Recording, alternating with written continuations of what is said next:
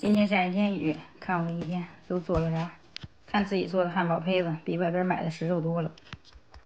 过江蛋糕卷儿、五仁月饼、麻酱烧饼、肉烧饼。早上6点起的，洗漱完了6点半，先把这个烧饼面和了。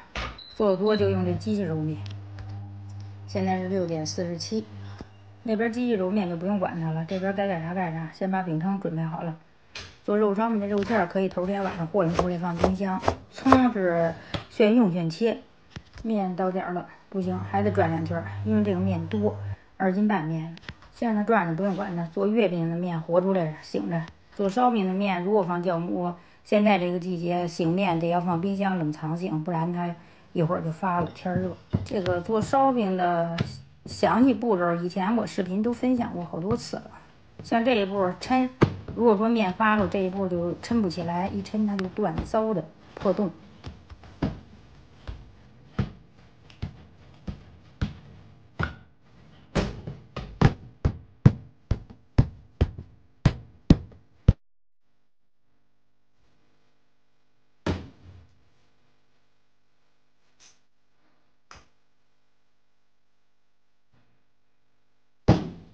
刷面糊水，防止那个芝麻脱落。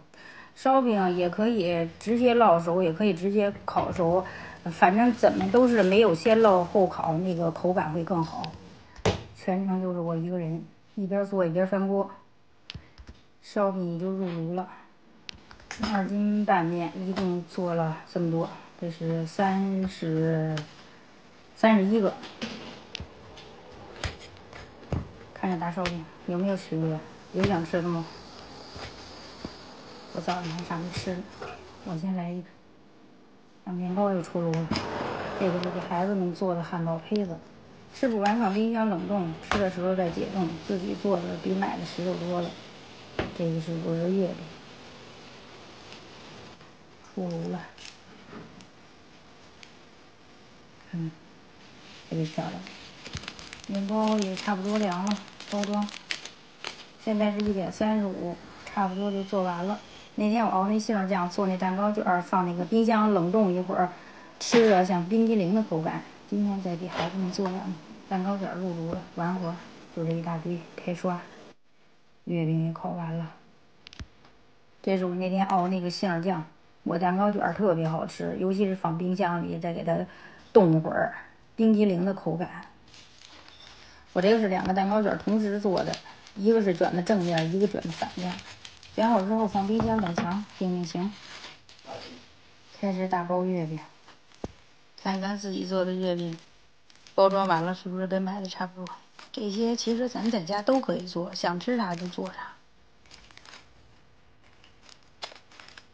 蛋糕卷切开装盒，漂亮不？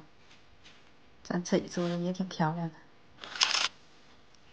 再给它包装一下。这是卷的是反面，烧饼已经分完了，最后就剩这么几个了，这些还没来得及分呢。太热了，完活了，来一根冰棍儿。这是我昨天晚上做的冰棍儿，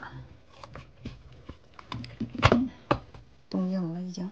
现在也不知是岁数大了还是太胖了，站一会儿脚丫子疼。我每天基本上都是这个流程，先歇会儿了，拜拜。